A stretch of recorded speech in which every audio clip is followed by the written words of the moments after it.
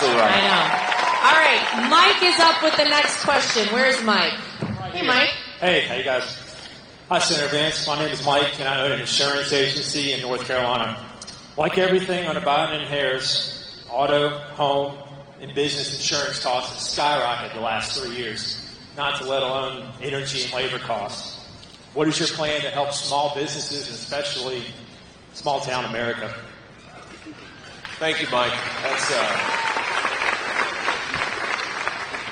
It's a very important question. I appreciate you asking it. Look, the first and most important thing that we're going to do to lower prices, and obviously it benefits American consumers, it benefits American workers, and it benefits American business owners. And President Trump, it's the simplest, but it's actually the most important policy proposal to lower prices, and that's drill, baby, drill. He says it all the time because it matters.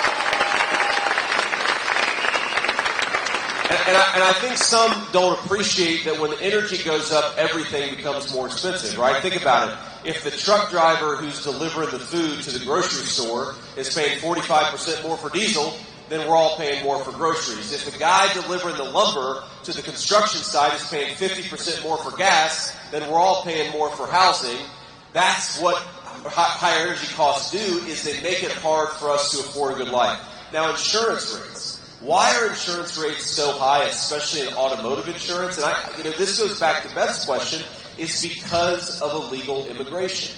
When you drop millions upon millions of people into your country, a lot of them are driving around. That makes it riskier to drive a car, which means that our insurance rates go up. We saw this, by the way, in Springfield, Ohio, where folks in Springfield are paying skyrocketing rates for car insurance because their communities have been flooded with people who don't have the right to be in the United States of America. So one, Mike, we're going to lower energy costs and lower all the costs that depend on energy. We're also going to secure the border and make America safe again, which is going to lower insurance costs, but it's going to do a lot more beyond that.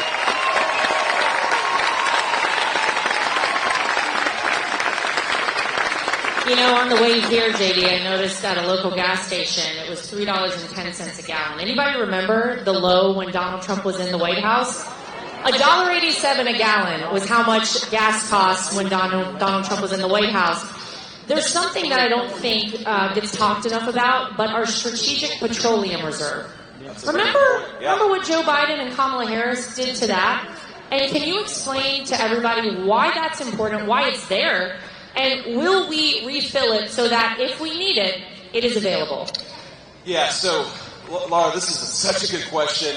This is the scandal that the American media never talks about in the run-up to the 2022 midterms, because Americans were rightly very angry about high gas prices. Joe Biden and Kamala Harris, they drained the strategic petroleum reserve. That is the reserve of oil that we have in case, God forbid, we get into a war with a foreign adversary.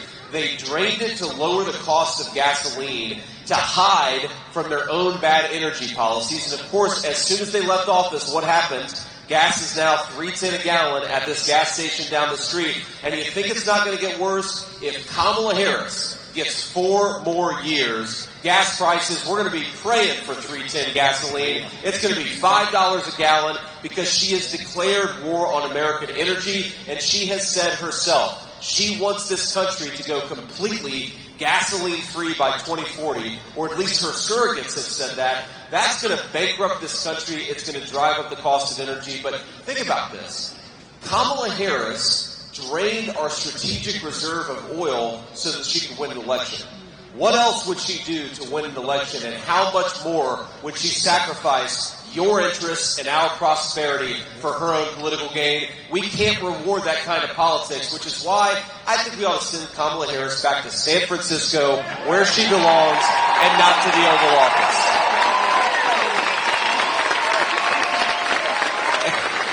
And Laura, you're a North Carolina girl. I'm an Ohio guy. We know what Kamala Harris wants to do and what Donald Trump wants to do. Donald Trump wants to make America great again. Kamala Harris wants to make America California. With sky-high energy prices, runaway inflation, we don't want that. Let's go the Trump way. Let's make America great again and keep America clean, safe, and secure. Yeah, don't California my America, That's please. right. Do not